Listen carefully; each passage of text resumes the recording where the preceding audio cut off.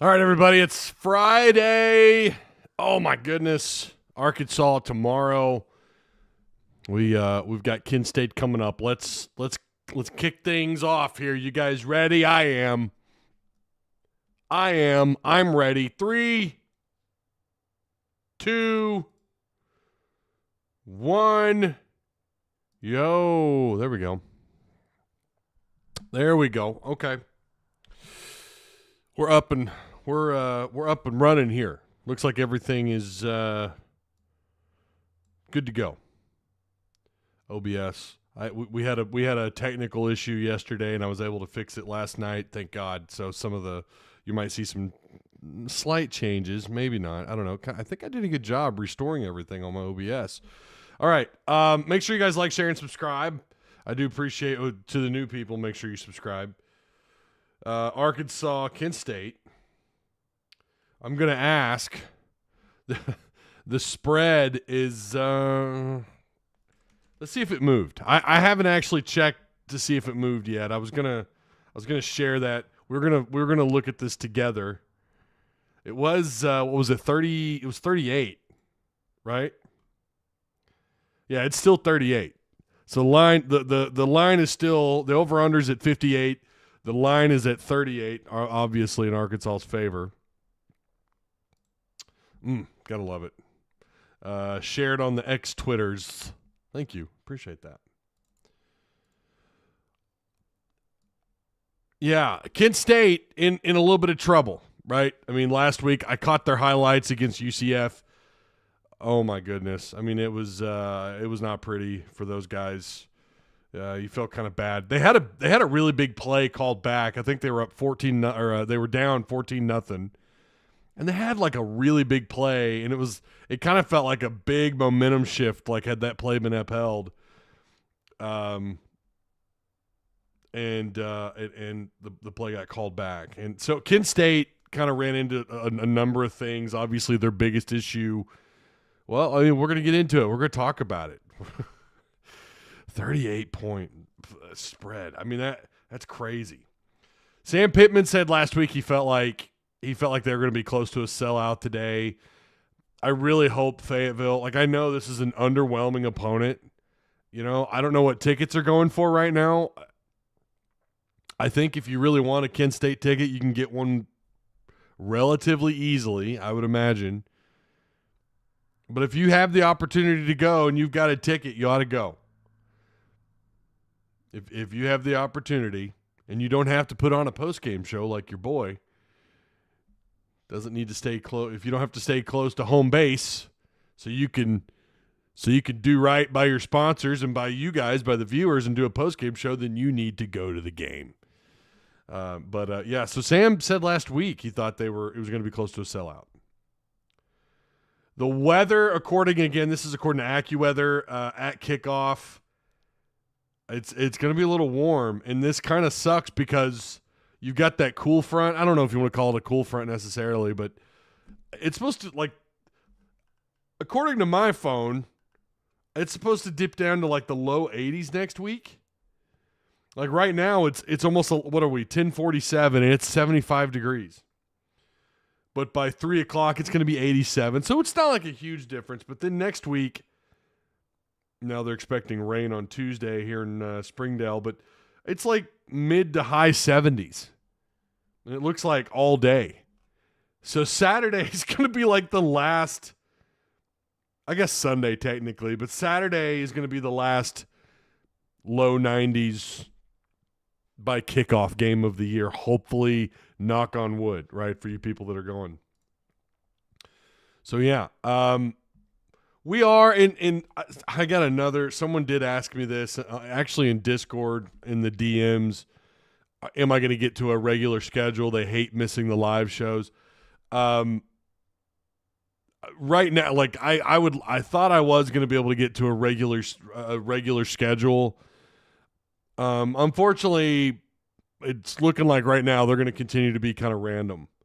But there are still, I plan on doing 3 live shows a week, so there's going to be plenty of opportunities for you guys to watch the content. I know some of you really want to be here during the live, and I do appreciate that, and I do apologize But right now, being on just a strict schedule is just very difficult. Yeah. All right, the spread's 38. I get these little fibers on the microphone. Spread's 38. Does Arkansas surpass that? What do you guys think? Are they gonna hang 38 or 40? Are they gonna win by 38, 40 points? You think that are you gonna go under here? I'm curious what you guys, where you guys are at on that, because I have a really hard time.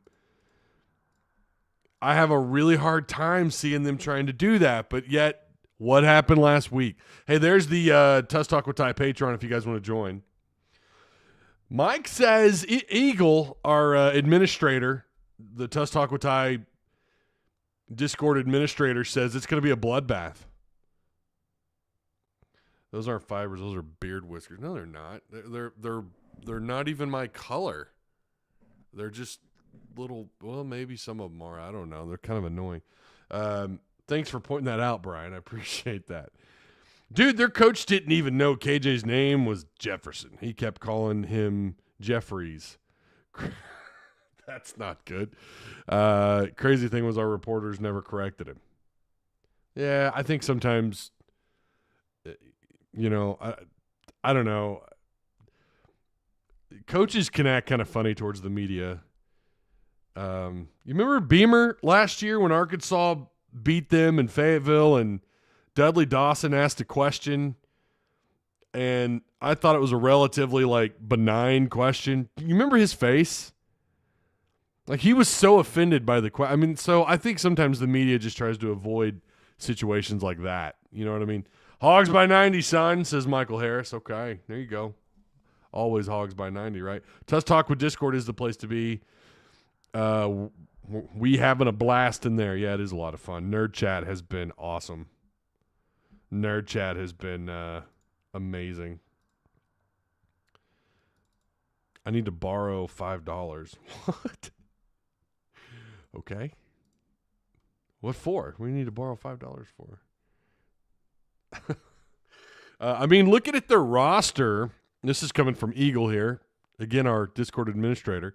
It's a ragtag team with zero identity. Their O-line is completely new. It is. All 5 members up front are new. They're all new. Each offensive line has 1 start last week. Center is a true freshman. It's a rough situation that Kent State's in. It's a very rough situation that they're in. And you feel for them, and I wanted to talk about this on Wednesday.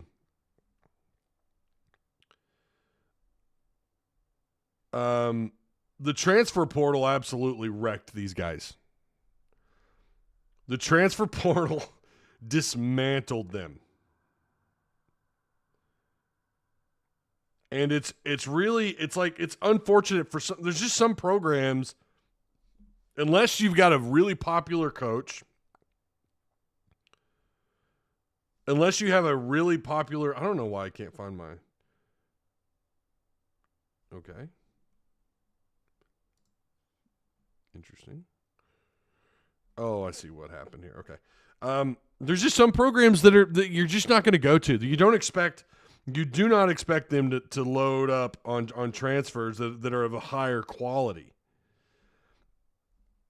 And unfortunately, they are one of those teams that is kind of suffering the negative effects of the transfer portal. And you hate that for anybody. I want Kent State at their best. I was talking with Bob Holt on Monday. Bob Holt said they had 7 all-conference players. Kent State had 7 all-conference players no longer on this team for whatever reason, whether it was transfer portal. I think they had 1 cat go to North Carolina. Another player went to maybe an SEC school. Maybe a couple of them did, I think. They got dismantled. And I don't know how many of them were eligible for this year. I think Kent State might have been one of those teams a year ago that had some super seniors. But regardless, they're down 7 all-conference players. And I believe the number is, please correct me if I'm wrong on this. You guys know how I am about, if I'm wrong, please tell me. I think they have 4 total returning starters from a year ago. 4. Including their entire, like Mike said in chat, their entire starting offensive line. Sam Pittman was asked about that. Someone asked Sam, were you ever, as long time, decades long offensive line coach, have you ever had to coach a situation like that where you had 5 new offensive linemen up front? His response was no. That is so rare to have guys, and none of these guys, I mean, I think they all played just one snap, or only have one start. Obviously, that was last week, of their entire careers. Again, correct me if I'm wrong there. Regardless, even if they have some experience at other schools, you're talking about 5 guys. Like, cohesiveness matters on the offensive line. This is why one of the biggest things in the offseason that I like to kind of look at when I'm looking at Arkansas, and I go, okay, what do they have coming back up front on the line of scrimmage on both sides of the ball? But especially, I think, on the offensive line, it matters even more. Communication, don't get me wrong. Linebackers are talking to their defensive linemen, right? I'm sure, they're talking like, defensive line, nobody huddles anymore, but if they do a quick huddle, I'm sure there's some slight communication. There's got to be a lot of communication, and guys have to be on the same page on the offensive line. They all typically, listen, I played offensive line. You guys know I've talked about I played offensive line from 3rd grade Kiwanis all the way up to my junior year in high school. You're all stepping in the same direction. Center's got to call out what he's seeing. You've got to identify what's going on with the front of the opposing team. You have to have an idea of what you're dealing with, and then you all have to be on the same page. Your what your assignment is, if you're pass blocking, zone blocking. There's a lot of communication, so cohesiveness matters up front on the offensive line. Now, is it as challenging as, let's say, it's not fair. This is apples and oranges, but I guess I should say it's similar to like how a secondary, there needs to be communication amongst safeties and corners and linebackers. There has to be communication. It's similar, I think, to an offensive line, and obviously in different ways, but still similar. They don't have that. They don't have guys. And if you watched, and again, I caught the highlights of them last weekend against UCF. They looked horrible. And it wasn't just the offensive line. I'm not talking about just the offensive line. I just mean as a team, head to toe, they looked really bad. Now, they are very young. They're very aggressive. I was a little bit surprised when I was looking up some more information today, and Yahoo, and say what you want about Yahoo Sports. I'm surprised any major publication at all posted something like this. It's from Razorbacks Wire. It's from Connor Goodson. Does Arkansas win big, or can Kent State pull the upset? 3 reasons why each could happen. That's ballsy to do something like this. That's ballsy, because Arkansas right now, again, that spread's at 38 in Arkansas's favor. There's nothing wrong with saying, okay, well, if it were to happen, here's the ways it could happen. Arkansas is going to have a complete meltdown. They'd have to completely overlook Kent State. And that could, listen, crazier shit has happened. We're all aware of this, right? We're all aware that crazier things have happened.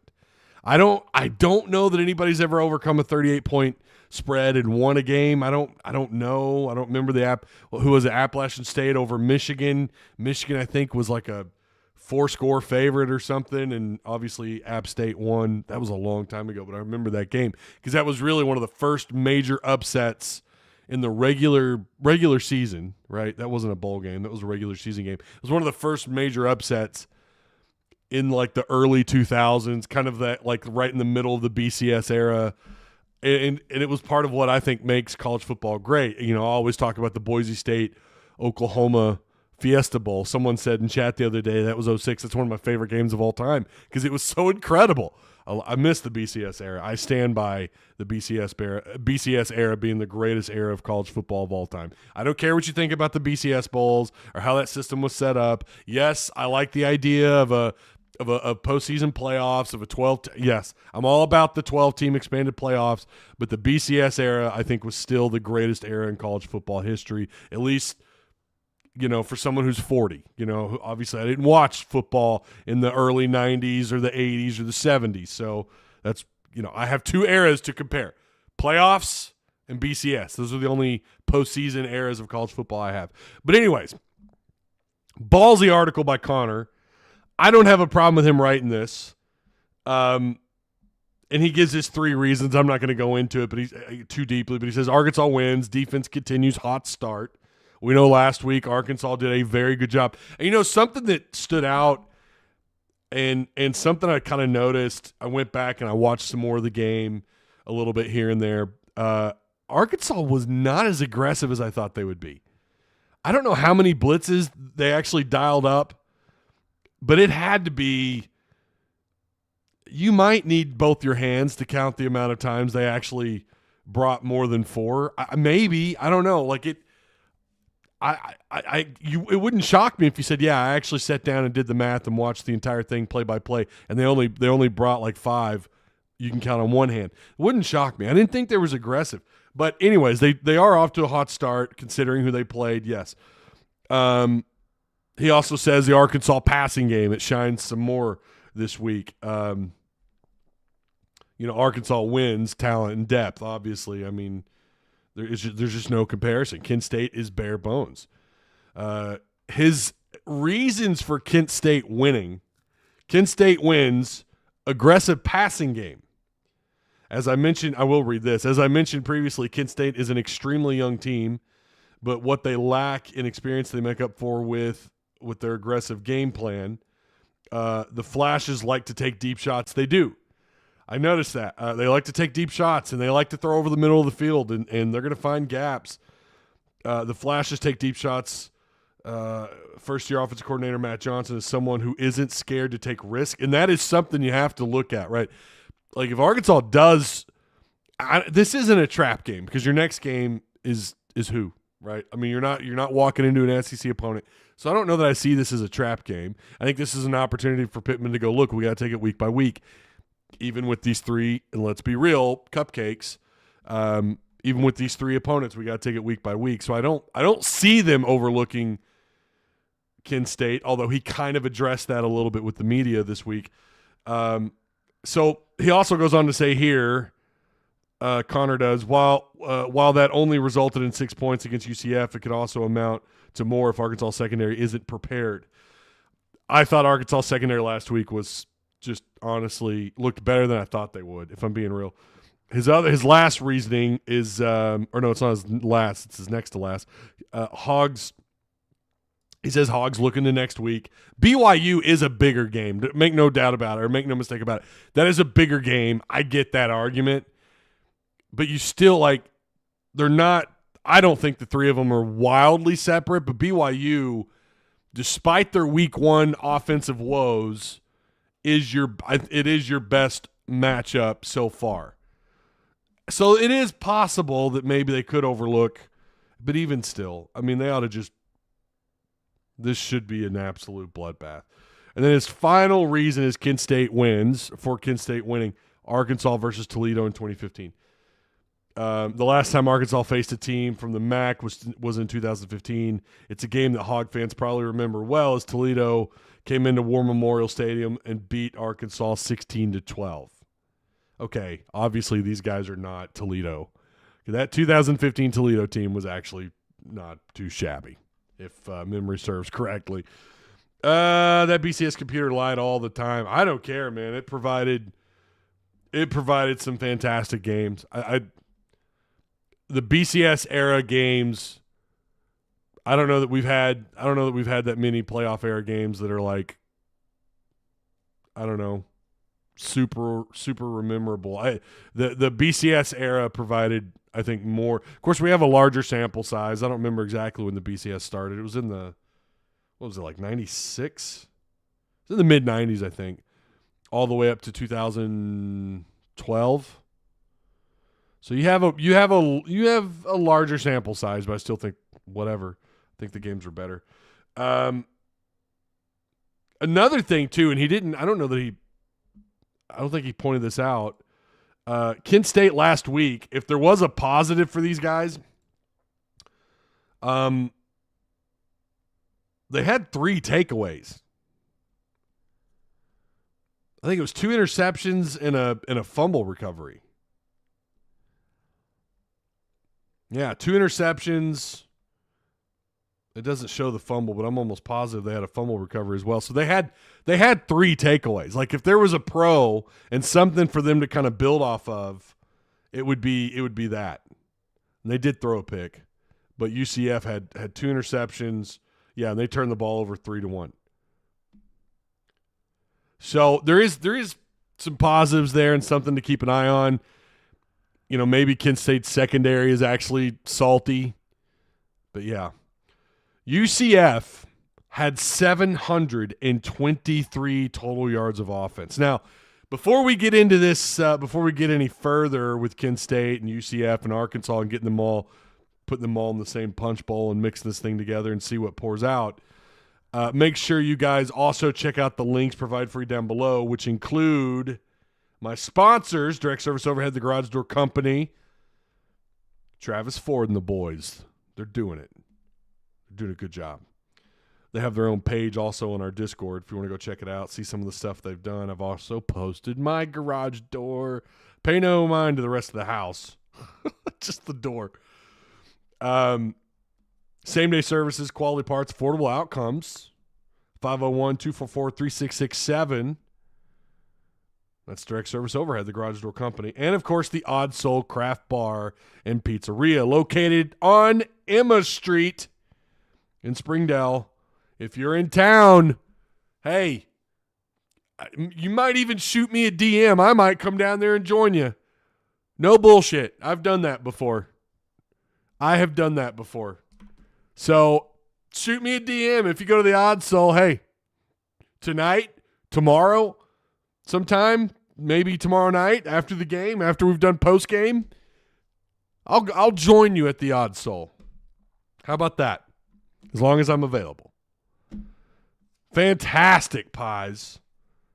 Great stuff on tap. Great environment. Great place to sit and chill with your homies or with your lady, with your woman, and eat delicious pizza. It's good stuff, the Odd Soul. So let me read chat here. Am I behind on anything? Can say has 0 returning starters. So I had read 4, but that maybe they aren't actually starting this year. So Mike says it's 0. Okay. You're probably right. Is Tykees Crawford just not good? Pittman did not speak highly of him. He has been here long enough. The O-line should be better after 4 years, says James. That's pretty harsh. I don't know, man. You got to remember, they were a little banged up last weekend, and it was game 1. I mean, you kind of have to see that there is light at the end of the tunnel, I think, for the offensive line. They're going to be, I think they're full go this week. Brady Latham will be back.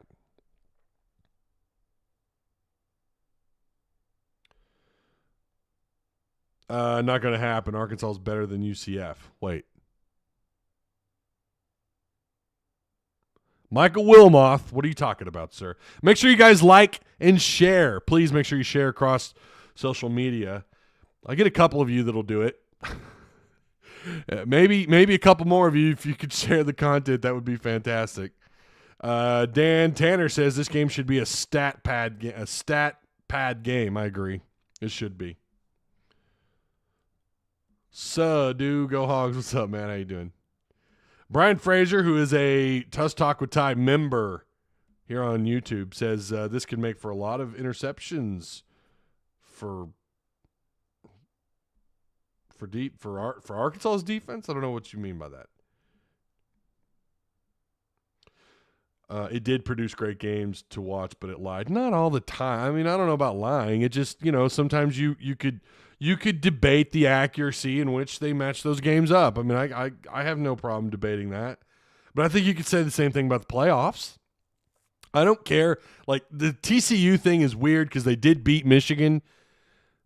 Big 12 had no business being in the playoffs last year. Let's be real. Why was TCU there?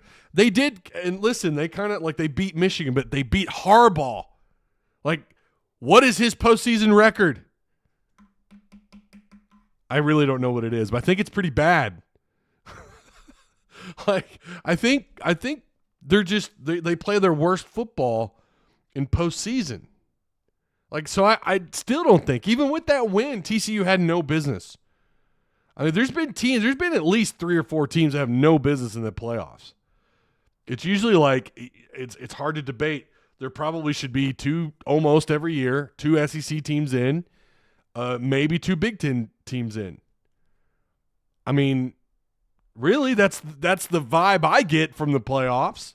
That's the vibe I get from the college football landscape as it is. What's up, Ty Dollison? What's up, Tristan Turner? How you doing, man? Hope all's well. I think Ole Miss put up 73 last week. Yeah, it's kind of wild. And this is what I mean by the transfer portal making everything so unpredictable. Boys, I got to turn the AC on. Hang on just a second. Hang on. Let me turn on my mini split here. I love this damn thing. I love this thing so much. It just takes a second to kick on, but it does it. It's getting a little warm. Gets heated pretty quick in this garage. Oh my God, that feels so good. Can y'all hear the AC? Let me know. This mic is not supposed to pick up that AC. Ty, turn the AC on. It's hot in here. Yeah, I got it on, buddy. I got it on. I'm cooling us all down. Pigpen, Woo Pig Suey, what's going on, man? Louisville put in 6 quarterbacks last night in their blowout. I didn't watch that game. I watched the Chiefs and the Lions. Did you guys catch that? I know I've got Chiefs fans here, and I know there's several of you that listen that are big Chiefs fans. I'm not going to lie to you. I don't know if it has something to do with Patrick Mahomes. What is his? It's his brother, right? That goes on TikTok and does those dances. I don't know what it is about Kansas City. I'm so sick and tired of hearing about them. I'm just so sick and tired of hearing about Patrick Mahomes, Andy Reid. I'm tired of it. It put a smile on my face to see Detroit go in there and win. Yes, I know they were without a couple of guys, one of them being Kelsey. I get it. Had a certain receiver for Kansas City not drop 15 passes last night and help facilitate an interception, Kansas City wins that game probably 8 or 9 times out of 10. I agree. But Detroit won. I hope, I know a lot of you remember Barry Sanders, played at Oklahoma State, obviously, and then went on to Detroit. Was considered one of the greatest running backs to ever play. That era of football was so fun in the NFL. And that, alongside Detroit being a decent team, I would love to see Detroit be back. I really would. I like seeing those teams in the NFL like Miami. I'll even say it, Cleveland, even though I'm not a fan of their quarterback. When Baltimore went on their run with Flacco. I like seeing those teams that aren't supposed to win. I'm the same way in college, too, by the way. Told me it was the Lions player of the game. He was. The Lions are real this year, says Matt. Don't start with the Chiefs hate, please. I don't like the Chiefs. I can't. I'm so over them. And I get it. When you're good, you get publicity. But then it's like everywhere I look, there's Kansas City bumper stickers. Hey, at least when the Rams started winning, when the greatest show on turf came around with Kurt Warner, Marshall Faulk, Torrey Holt, Isaac Bruce, all those guys, London Fletcher on defense. Oh, that's right. I can name drop Grant Windstrom, Little. I can go on and on. That team is one of my favorite teams of all time, and they went on and won a Super Bowl. I was the only person that had a car, a year or two later when I was able to drive with Rams stuff all over my car. And guess what? Had I been able to drive before then, I would have had Rams stuff on my bumper sticker. But I wasn't legally able to drive until, 2000? I think is when I got my license. So they'd already won the Super Bowl, and then that's when the bandwagon stuff I was accused of being. And then I drop the Isaac Bruce jersey that I'm wearing in 1997 for my 7th grade school picture. It's like, no, son, I'm not a bandwagon fan. That's all these Chiefs fans seem to be. If you ask them, I asked a guy at Walmart how the Chiefs were going to be, and then I asked him about it was a couple of years ago about someone's health. I don't know. They just wear the jerseys because they win. Where are the real Chiefs fans? I got a few on my friends list on Facebook that are real. Patrick, a guy I'm friends with, he's a real Chiefs fan. Those guys are real. It's like when the Royals won the World Series. All of a sudden, Royals fans everywhere. You ask them anything about their lineup, about their bullpen, they don't know a damn thing. I'm just saying, bandwagon fans drive me crazy. Ty is a Rams fan. I am. Have been since they moved to St. Louis from L.A. It's kind of like Georgia and Alabama on the SEC network. Well, I mean it is, but like that's a network. That's their job, is to cover the popular teams. Chiefs fans are like Yankee fans or Bama fans. Hey, listen, there are some authentic Chiefs fans. You know who they are. They can talk about their team. They can talk about the history of their team. They can name drop people we've forgotten about. But it's these bandwagon fans. They're everywhere, dude. Hey, Ty, good to see you. I don't know. YouTube gave me the notification. YouTube notifications. Just, it is what it is. Packers fan since 92. See, I respect OG fans, man. I'm from Kansas City, still remember the struggle. See, and that's fair. You're from that area, that's fair. Someone once accused me of being a bandwagon fan because I support the Cowboys. Not sure how a team that sucks in the playoffs has that's how you know, though, like, there are real Cowboy fans, and it's like all of them because they've gone through so much struggle since the Aikman era. All right. I get why you're sick, but it is Mahomes, not that dude, honestly. Steelers fans in 74. Damn, Mike. All right. Here we go. Let's get into this game. Let's do this. I was looking at PFF grades for Kent State last week. It's pretty abysmal. I think it's Christian McCray. I don't know. I can't blow up. I can't zoom in on, or can I? Can I zoom in on this? No, I better not. I don't want to. Okay. Number 22. He's graded out at 86.6. He's their senior wide receiver. And then everyone else is like in the 60s on their that's offensive grade. Yeah, this is offensive grades. Nobody on that offensive line graded anywhere near the 70s. I mean, these guys are all 60 something, 50 something. So even PFF was like, "Nah, homie, they're bad. They're bad." On defense, it's a little bit better, which is ironic, but it's a little bit better. I can't read any of these damn names. CJ West, 70.8 PFF grade. Well, defensive PFF grade. They have 1, 2, 3, 4 players in the 70s, which honestly isn't bad, all things considered. Bryce Shepard? I can't. The font's just too small, and I can't blow it up. But he has a 67.4 grade. CJ Harris with a 63.7. Obviously not good grades. Kent State is just in a lot of trouble this weekend. I mean, this really should be a blowout. Now, you compare that to someone like Arkansas. On offense, they have 1, 2, 3, 4 players of a grade 80 or higher. 1, 2, 3 players, and this is on the offensive side of the ball, just on the offensive side of the ball. 3 players in the 70s or higher, and they're all 77. Patrick Kutas got a grade of 77.3. That was the highest among all the offensive linemen. Jacoby Criswell, who came in as a backup, very limited snaps, but he did get a 84 overall pass grade. KJ Jefferson got an 89. That's a pretty good pass grade. I'd like to see him get some more opportunity this weekend. Honestly, what I want to see happen is Arkansas hang about 40 points in the first half and then just let your second team play the entire second half is what I would like to see happen. A whole bunch of guys did grade out in the 60s. A.J. Green's graded out at 69. Devin Manuel graded out at 67. Crawford graded out at 67. Amarian Harris at 67. Yeah. Got some guys that didn't grade out super duper great, but their pass block was all like, if you look at the offensive line, their pass blocking's pretty good.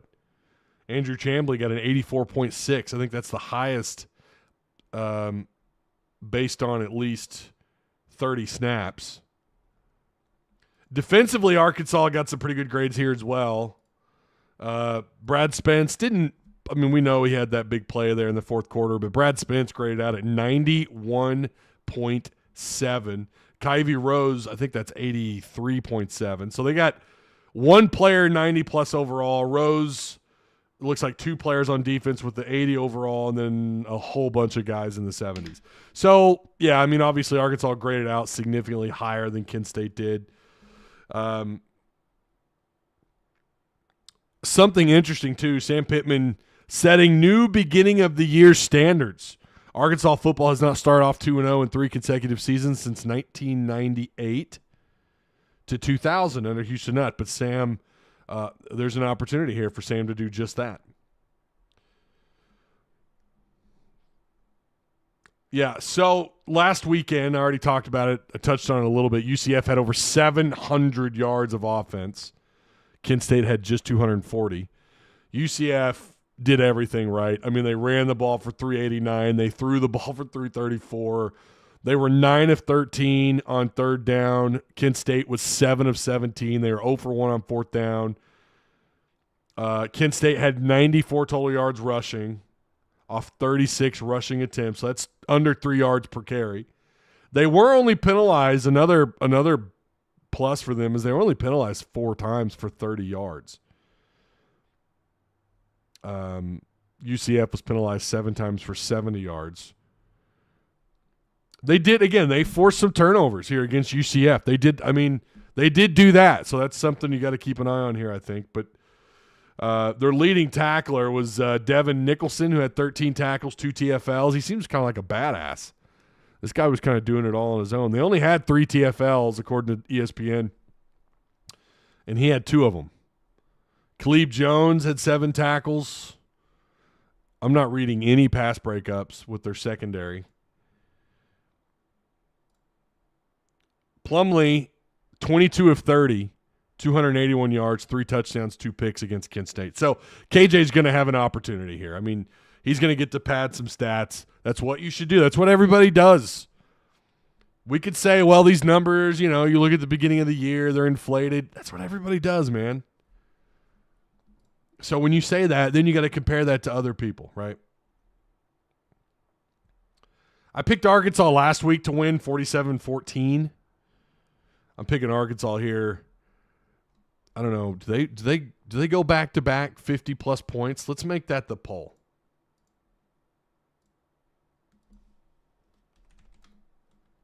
Let's do that. Does Arkansas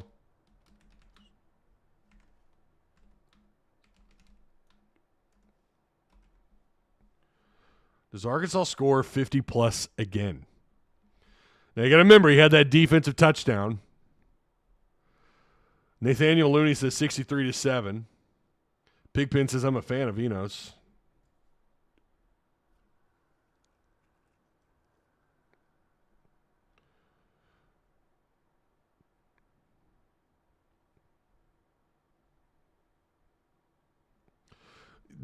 Someone's asking about the running backs. Yeah, you're probably going to end up. Yeah, I think it's probably going to end up being Dominic Johnson. Augusta's going to have to play. DeBinion's dealing with some back stuff. They expect him to play. He practiced all week. As far as I know, he practiced all week. So DeBinion will play. I don't know how much, so I kind of wonder how much this is going to be Dominic Johnson. Like, that would be a really good prediction for Discord is how many carries does Dominic Johnson get? We know he's still wearing that knee brace. And what is PFF? PFF is Pro Football Focus. Sorry, we talk about it so much, I forget some people don't know. It's Pro Football Focus. It's good for like fantasy football analytics, although I never use it for fantasy football analytics. I use it for college. It's pretty good. It breaks down like snap total. Some of the scoring I don't understand. I'm not going to sit here and pretend like I do, but they give you some really cool numbers like there's miss percentage for defense, and that literally means I'm going to give you their exact wordage here. Missed tackle rate. And Brad Spence had a 33% missed tackle rate. Dwight McLaughlin had a 50%. They also give you like targets, like how often they may have been targeted. You know, like if a quarterback's throwing their way, it'll tell you how often, and it looks like Jaden Johnson was targeted 6 times. So in other words, they threw towards Jaden Johnson. I think I'm reading that right. Some of these are just kind of, you know, I'm not gonna sit here and tell you they're the end all be all when it comes to analytics, but some of it's really telling. They tell you snap counts of some of these players, or actually it's like everybody. Yeah.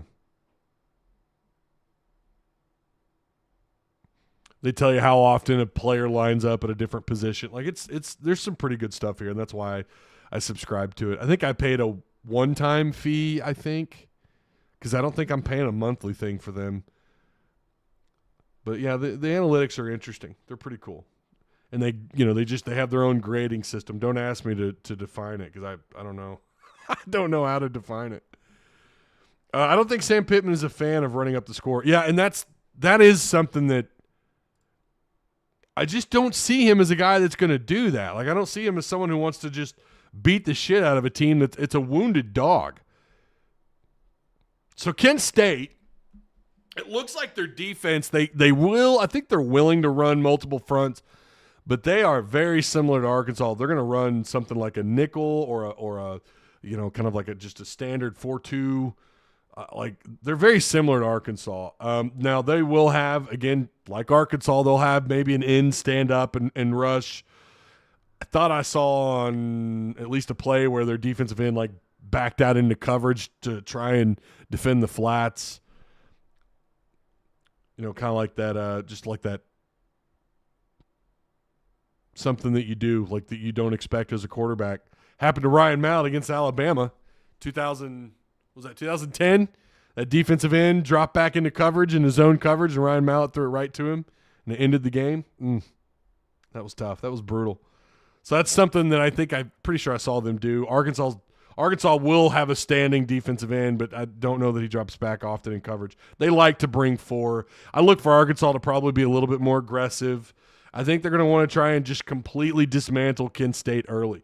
I think they're going to want to get off to a really quick start too, because a team like Kent State, you don't want to give them any breathing room. No, they're not good. They're going to be bad. This might be an 0-12 Kent State team. I don't know, but they are a wounded dog. They are probably, they know, look, the odds are against us. We're just going to come in here and, you know, we're going to rip the chain off and we're going to do whatever. We could show you, we could do things you did not see on film against UCF. And all of a sudden you've given them just a little bit of momentum. And let's not act like Arkansas hasn't seen that before against lesser opponents, against non-con or non-P5 opponents. Clearly they have lost games. Chad Morris era. You can even point back to the Bielema era. You could talk about Liberty last year, although Liberty last year was a really good football team. Kent State is nowhere near that level, but they have lost to teams. It's not going to happen. I mean, the probability of that, ESPN says it's a 5.3%. So I'll go with that. There's like a 5% chance that Kent State, you know, I would even say I'd give them 5%, maybe 10% chance to even hang with Arkansas beyond about 3 quarters. They shouldn't. This ought to just be a complete bloodbath. This really should be like a 55-3 kind of game, and it could be. I think I don't know what my score is actually. I'm just ready for BYU, man. I'm ready for what I believe could be a potentially real opponent. I know BYU's offense looked like cheeks week 1. We'll see if they get things fixed. Maybe they're going to be a defensive team this year. Maybe they're going to be a defensive team. Maybe they're going to be really good on defense and so-so or bad on offense. But at least you know BYU's supposed to be a step above what you've played, and that's what I want to see, because these first 2 opponents just don't do much, man. They don't do much for you. They really don't. They shouldn't expose much, although last week the run game was absolutely exposed, but I think that was mostly because of the injuries up front on the offensive line, because you were missing some guys. And they're getting Latham back this week. I think they remedy the run game this week. I really do. They're going to run 250 or more. I will say that. They're going to run. I think Arkansas runs for 250 yards or more. They're going to remedy that. I think that was a focus point for them. I think they want to do that, and I think they will. I think they're going to run for at least 250 yards. I don't know what that'll do for total offense or the passing offense. But so Kent State is a wounded animal in a corner. Who knows what they do? They could make it interesting maybe for a quarter, but Arkansas should absolutely frog stomp Kent State. We have a prediction in Discord, but instead of doing just a points or a score prediction, I'm doing a total point prediction for this. So it's total points scored. You're going to get 10,000 XP if you get it right. Patreon members get 15, so they get 5,000 extra XP. Mods will receive half that. So if you haven't already, I think we're up to, what are we, 21, 22, 23, 24, 25, 26 total votes. So that's in Tuss Talk forums. We've got a number of games up for you guys. We had Detroit, Kansas City last night. We've got Illinois at Kansas as the other total point predictor. Total points scored. So if you haven't, go check those out. How many touchdowns will Criswell have, says Scott? Yeah, that's a good question. Ty, talking about running up the score, do you think Coach Pitt has kind of learned a lesson about taking the foot off the gas when up on teams? It certainly looked that way last week. It looked that way last week, like they wanted to get out in front quick. Like this, again, this should be a pad statting kind of a game. Centennial will return one versus Kent State. Book it, says Arkansas is better than you think. He's gonna tear one open, man. I'm telling you. That's why I added him to the the more impressive things that happened on that poll on Tuss Talk. I don't know what our vote total's at. It did really well. You guys were all over that, and so just keep your eyes up on community page here on YouTube for Tuss Talk. What's up, Ty? What's going on, Beard Talk? How you doing? Make sure you guys like and share. If you want to join Patreon, man, we're trying to break 60 members. We were close last month. What did I say we were at? 55 total Patreon members. We can break 60. I know we can. I want to see the same or more points due to a cleaner game. We left points on the field last week with penalties. Yeah, I mean, I'd like to see them be under 5 penalties, something like 40 yards. I mean, that's just going to happen. That's a part of it. Like and shared, secured, my friend. I appreciate you, Beer Talk. Thank you. I'd like to see them be at 5 penalties or less for a total yardage of something under 40, for around 40 yards. That's about, I don't think that's too much or whatever, too little. But and I would like to see them no turnovers and don't take the foot off the gas, even if you're up 35-zip. Like, keep scoring, and then so that way you get an opportunity to bring in your twos. If you notice, they wait to put Criswell in or any of the well, especially at quarterback, they wait. And I don't know why that is. I feel like if I'm up 28 points in the fourth quarter or against an opponent like Kent State or Western Carolina, like that should be, you ought to have the faith that that's more than enough cushion. And I'm not saying 28-0 first quarter, you bench KJ. I'm not saying that. I mean, like in the fourth quarter, if you've got a 28, 30-point lead and there's still 8 minutes, 9, 10 minutes left to go ahead and put your twos in. Give them experience. The Illinois game will be highly entertaining. I'm pretty excited about that. Yeah, I'm pretty excited about that game, about that matchup. We kind of went over some of the matchups on Wednesday, and that was one. Ole Miss at Tulane is another one I'm interested in. I would love to see an upset there. Woo Pig Silly. What's up, Christian Holt? How you doing? Kent State got killed by Gus Malzahn to the tune of 300 yards rushing. This game won't be close. Let's just stay healthy. Yeah, and obviously that's the thing, right? You got to come out of this thing healthy. I agree 110%. So I think I'm going to take – should I give an actual score? I did last week, so let's continue that theme. I'm going to say –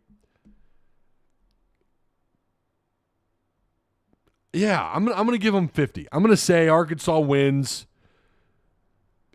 50-10. I feel good. I'll take that. 50-10. That's my score. That's my prediction. 50-10. There you go.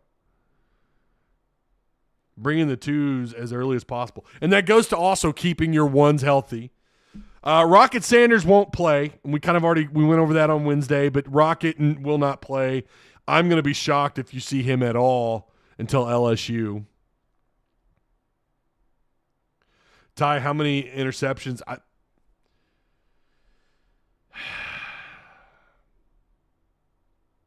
I think they get at least 2 picks. I'm going to say 2 picks, maybe a fumble. I think Arkansas can force 3 turnovers. So that'd be 7 turnovers in 2 weeks. Arkansas is the number 1 turnover ratio team in the country. I think I read that right. We can actually look that up. Well, no, I can't because I don't have it saved in my browser. Damn it. I don't want to go clicking all through that. I'm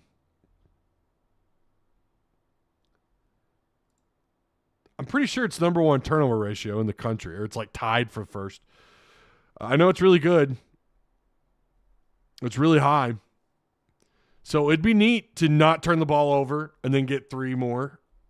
I love analytics, man. I love stats. I kind of like looking into that stuff because I do think someone said last week they don't mean anything. I think that's bullshit. I think they do mean something. But the most important stat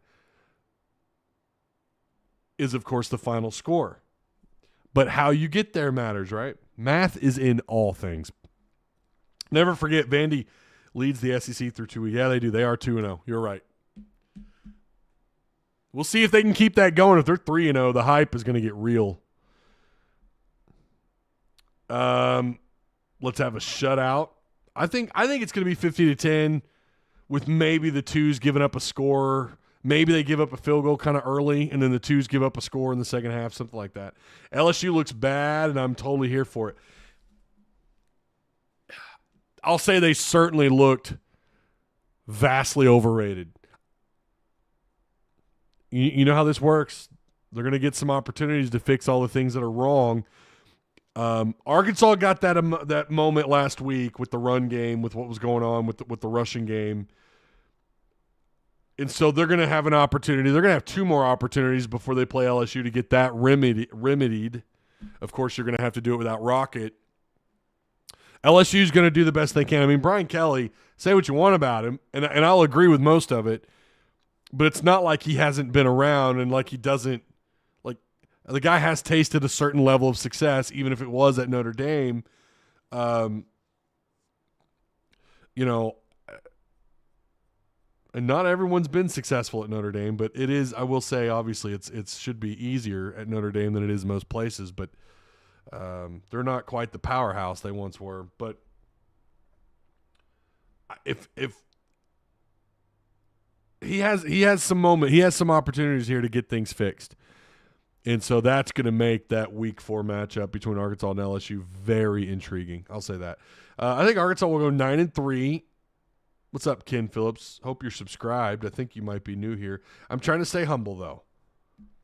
If you start off 3-0, it's going to be hard for fans to stay humble, isn't it?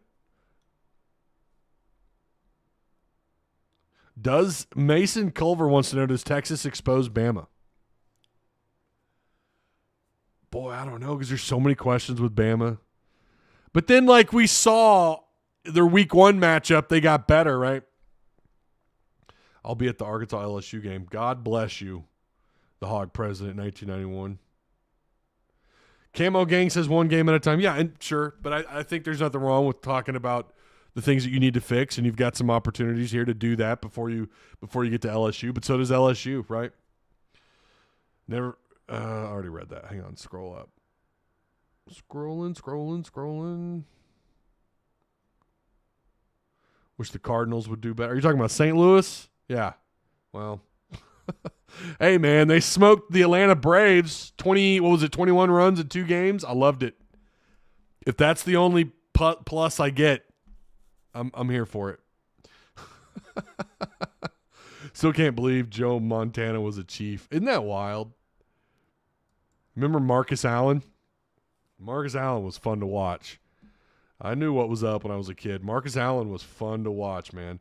Mahomes is that dude. That's why he's so hateable. I don't deny that, Andrew. It's not even that I hate the guy. I don't hate him. There are some other players in the league that you can I can't stand that guy. But I don't hate him. I think it's his brother that's just, oh, God. And so it's unfair to do that on Patrick, you know? It's unfair to do that, but, you know, I can't help it. I'm so tired. I thought you were saying that players for Kent State are 50 to 60 years old.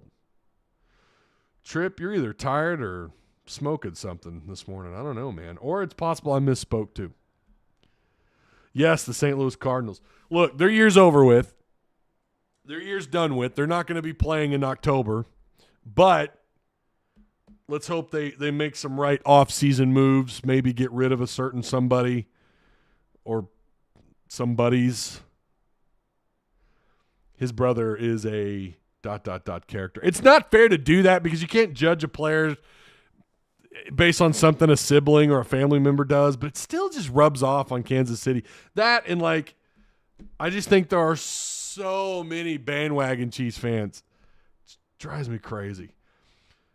I mean, no disrespect to the real Chiefs fans. You know who you are. You guys went through some horrible years for a very long time. And now you've got it turned around. You made the right hire at coach. You got Patrick Mahomes. Like, you guys are killing it. That's great. I guess it's just bandwagon fans in general that drive me nuts. Something is stinky in Baton Rouge. Don't know what. Listen. The whole state of Louisiana just smells like one giant corn dog. I'm kidding. Mahomes is like Saban for me. I love the way he does his thing, and I hate them for how well they do it. Share some success with the rest of us. I guess. I mean, I don't know that I'd compare him to. That's a weird comparison though to Saban because he's going to go down as the greatest college football coach of all time. Hey, we got a new member, Christian Holt. Welcome to Hog Heaven. Look at that. What membership is that? I don't even know. I don't do a good job. So it's the Hog Heaven. So what does that put us up to? Like 3 members? Hey! I push Patreon, because that's where it's at. That's where I can upload, special content there, and I can do different things there. But I do appreciate all the members. I don't know why I named it HAWG Heaven. I don't know why I did that. YouTube forced me to make those. I was going through and they kept sending me these emails. I was like, all right, forget it. I'll do it. Jeez. So Arkansas should win this thing. I'm sticking with 50-10. Well, that's a good even, it's an even score there. Just feels right. So obviously these guys are out of the MAC. Kenny Burns is their head coach. It says their defensive scheme, according to our lads, says they run a 4-3. I thought I saw a lot of 4-2, what looked like maybe nickel. But they did look like they run a little bit of multiple fronts. So they probably could run 4-3, and you might see some. They're going to always have against Arkansas probably 6 or 7 guys in the box. Always. As most teams will anyways, but so one other note that I have here before we hang this thing up. Kent State defense, and we already talked about it, but Kent State did force 3 turnovers. I can't pronounce this dude's last name. Nick Gaia Cologne and DJ Miller, they had interceptions while Stephen Daly recorded a fumble. Arkansas, and I have it noted here, Arkansas leads the country in turnover margin after forcing 4 picks and a fumble without having any takeaways in their win over Western Carolina. So it was 5 last week. That's what I have. Okay, I read my notes wrong. They had 5 takeaways? Hold up. Why do I not remember that? I thought it was 4. How did I miss that? We went over. They did have 5. I'll be damned. I thought it was 4. Well, son of a bitch. So 5 and 3 would be 8. How did I miss that? We went over stats last week. They had 379 total yards against Western Carolina, so I definitely think they're gonna trump that. See, I remember the. Okay, yeah, I remember the 4. I guess I just forgot about the fumble. Someone said my last video or Monday's show I looked tired. It's probably because I am. And there's your proof. I can't even read these stats right. Arkansas was 20-25 throwing the ball. 379 total yards of offense. I think they're going to trump all these numbers. 6 of 13 was their third down efficiency. I think they're going to be in. I think they're going to be. They're going to be improved in every one of these stats. They really could be. They could be better in every single stat category compared to last week. Maybe outside of fourth down where they were 2 for 2, they shouldn't have any reason to be going for it 2 times at all against anybody right now. At least these first 2 opponents. But they did go 2 for 2 last week. But I think they're going to be better in total yardage. I think their passing offense is going to be more effective. I think they're going to throw, I don't know, I'll be conservative, 290 or more. I think they're going to run the ball way more effective. I said 250 or more. They did only have 105 yards last week. They had 7 penalties for 86 yards. I think every single one of these categories they're going to be better. Third down, they should be better. 6 of 13. That's not horrible, but they should be better. But they did allow only 4 of 15 on third down to Western Carolina. That'll be challenging. Well, maybe not. It might be the same. Shouldn't be any better. But again, you don't know what you're in for with Kid State because they really are. Again, they're a wounded animal in a corner, backed into a corner. So who knows what they throw at you? Do they give up more or less yards? That's another really good question. They only gave up 291 yards, and in this day and age, I don't care who the opponent is. If you're keeping someone under 300 yards, that ain't half bad. I don't care if that's at home, neutral site, on the road, FCS, FBS, I don't give a shit. If you're holding someone under 300 yards in this day and age, that's pretty damn good. Can they do it again? Can they keep Kent State under 300 yards of total offense? Can they give up fewer than 227 through the air? They only gave up 64 yards rushing last week off 30 attempts, which is 2.1 yards per carry. So defensively, can those numbers hold up, and can they do it again against what I believe might even be a lesser opponent? And then the real questions begin next week when you get ready for BYU. That is, to me, that's going to be we're going to know a little bit more about each of those teams between BYU and Arkansas. I stand by what I said at the beginning of the year when I said you should just absolutely wreck BYU, and I still stand by that.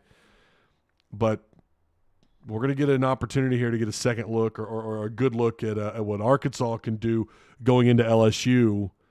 Well, not really. Let me take that back because I don't know that any 3 of these teams are truly challenging you in any real significant way. But if anybody could, you would think it would be BYU. BYU, they have Southern Utah. So they got Sam Houston in week 1 where they won 14-0. They have Southern Utah at 2 p.m. tomorrow. And then obviously they have Arkansas on ESPN2, 6:30 on the 16th. So BYU off to a 1-0 start in the Big 12. As is Cincy, as is Houston. Look at that. See? Turns out those additions were nice for the Big 12. No. No. All right. I'm gonna read some of these, then we're gonna call it. Augustive could be next. Marcus Allen. Damn, Michael. Like Marcus Allen was a great NFL running back, man. I don't know. That's some pretty high expectations there. I live in Missouri, and the bandwagon here are unbearable, says Mason. See, I'm not the only one that says this. You got a guy that lives up there. If we don't beat Mizzou this year, I'm going to be extremely upset. I think you and a lot of Hawk fans are. Conway versus Springdale tonight, 7 p.m. Taking Conway. Is that in Springdale, Pigpen? Because I'm trying to get a Diablo 4 game set up tonight with some pals, and they're not they're not replying to my text. So I might go to a damn high school game tonight. And if that's in Springdale, I might go to that game. It's in Conway. Oh, that sucks. Okay. Which unit has a better second game, D-line or rushing game? That's a good question. I think rushing game. I do. I think the run game is going to be a lot better. What did our poll end up at? Does Arkansas score 50 plus again? 92% of you say yes. I am with you. I think they do exactly that. I think they score 50 and they give up 10. We're going to go ahead and end the poll right there. Again, make sure you guys like, share, and subscribe. If you're new, make sure you subscribe. We get a lot of people that come through that are not subscribers. I mean, a lot of people. So that means I got a hell of a lot of people that are subscribed that aren't coming through, and I'm getting a lot of people that are unsubscribed that are coming through. So make sure you guys, make sure you come through. Make sure you subscribe. If you're a lurker, if you're a Tuss Talk lurker, shout out to my lurkers. Just make sure you're subscribed. You could be a lurker. That's fine. I'd like it if you interacted a little more in the comment section. Shout out to you, though, for being here. Besides Sam, our defensive coordinator probably feels the most pressure to do well. I don't think that's actually pretty good. That's pinnable. I think there's some truth in that. I think that whole staff on the defensive side of the ball feels like they have something to prove because they got to fix something that was really broken a year ago, which is that secondary. So I like that take. Is this the second time I've pinned one of your comments, Pigpen? I feel like it is. All right, that is it. I'll see you guys tomorrow on the best postgame show on YouTube. I don't care, YouTube, radio. This is it, man. This is the best postgame show. We have a lot of fun. I'm still debating whether or not that's going to be a call-in show. We'll see. I may wait to use that until maybe BYU or LSU, but it's still something that's in the cards. We're going to do some call-in shows for sure. So at some point this year. I do appreciate you. Again, like, share, subscribe, and I will see you guys. I don't know why it's playing that ad. It played that ad on its own. Why did it do that? That was weird. I'll see you guys tomorrow. All right? Have a good rest of your weekend, but I will certainly see you tomorrow.